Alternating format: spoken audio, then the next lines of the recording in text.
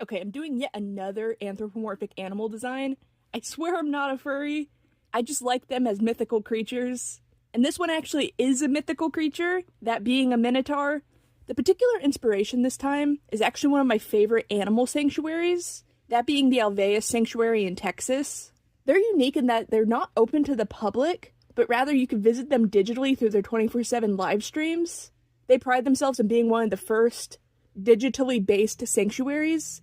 They'll often bring in different streamers and YouTubers, and lately I feel like they've had some really big YouTube stars that I actually recognize on there.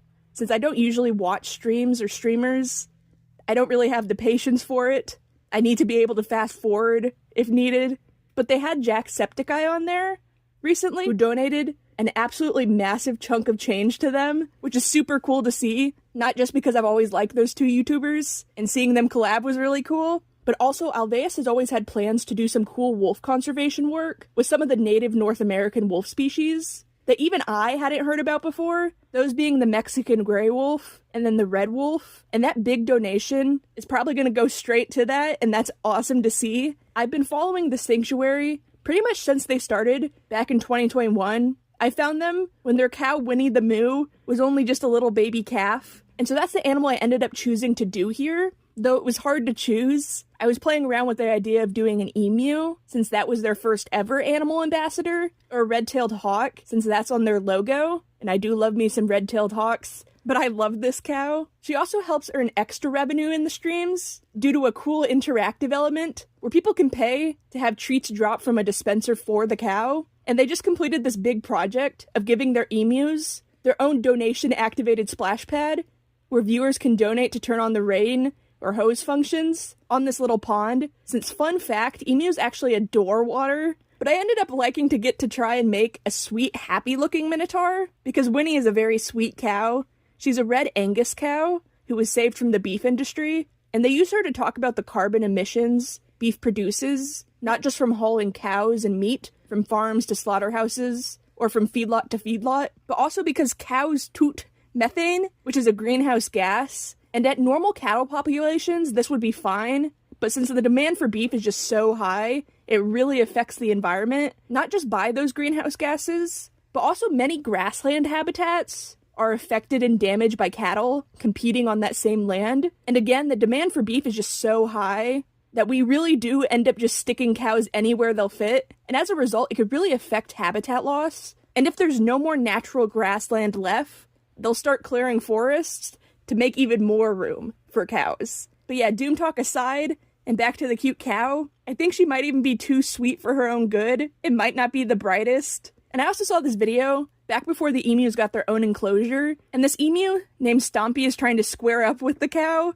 who just hardly reacts. And it was funny enough that it stuck in my head and was part of the deciding factor when it came to picking an animal to paint here. It's also funny, I didn't know this until recently, but the founder of the rescue, Maya, who does all of the live streams, actually has a penguin as their dream ambassador, and those are my favorite animals. She of course wants to use it to talk about them being exploited in the illegal animal trade, but they're my favorite just because they look so cool. But having them there would be a great way to get the story of that animal out there, and that's why they have all the animals they do, to teach people about some facet of conservation work, usually how awful the pet trade is, as they have quite a few critters people have surrendered to them, either by owners willingly giving them over, or occasionally sometimes animals confiscated from the illegal pet trade. They have 2 wolf dogs, which to me are just so stupid. Not the 2 actual wolf dogs, I'm sure they're very smart, but their existence in the first place is what's stupid. We have carefully bred and domesticated dogs for thousands of years,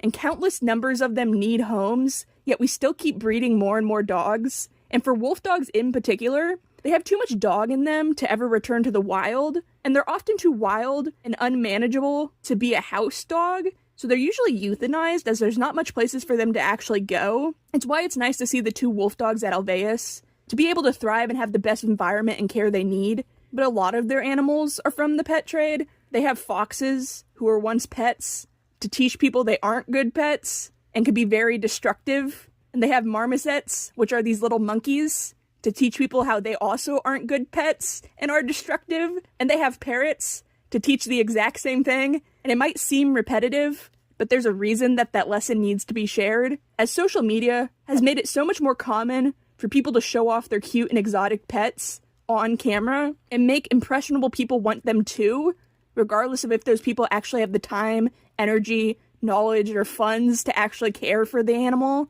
and in some cases not even having the right permits to own such creatures. And those cutesy videos don't actually show the trials and issues with owning what are essentially wild animals, and these animals have to come from somewhere, and it's not always easy to find reputable breeders, even for normal animals like cats or dogs, let alone exotic animals like wolf dogs or foxes. So they either usually come from questionable owners and places, or are taken from the wild outright, which is just no good. But yeah, a lot of their conservation work has to do with the pet trade. I got a little sidetracked there, but at least this time my tangents have actually been related to what I'm talking about.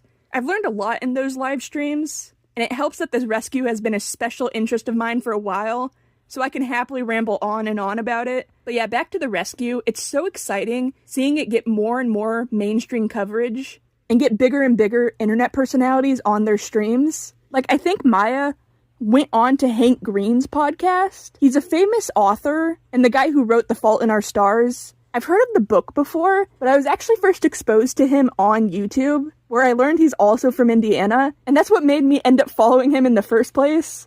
I only found out about the author thing later, but every new crossover brings new audiences and new eyes on the rescue and conservation work, and it's crazy to see all of the ideas Maya had since earlier in her channel, like the wolf conservation and stuff, that she mentioned as just a sort of eventual dream. And it's so cool watching it become more and more plausible. I've got to imagine that feels pretty surreal to her too, but she definitely deserves it. She's always working so hard to get her sanctuary and message about animals and conservation out there. One of my favorite videos of theirs was after the bad hurricane that hit Texas a couple years ago. It had completely washed away their driveway and part of the road that led up to the sanctuary. The animals were all okay, but it was a big mission to get the road back.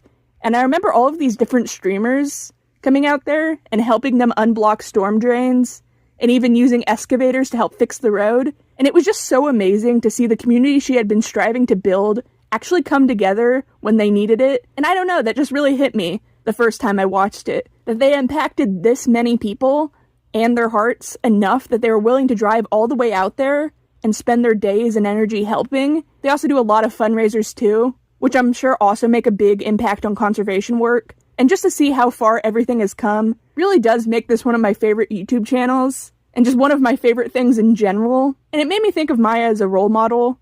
She's so willing to put her money where her mouth is, because she genuinely cares about animals and being their voice, and that's just something to really admire. But yeah, this painting's almost done. I actually moved the last one, since I didn't particularly like it, so I hid it somewhere else, close to my dresser, and this painting will take the former one's place.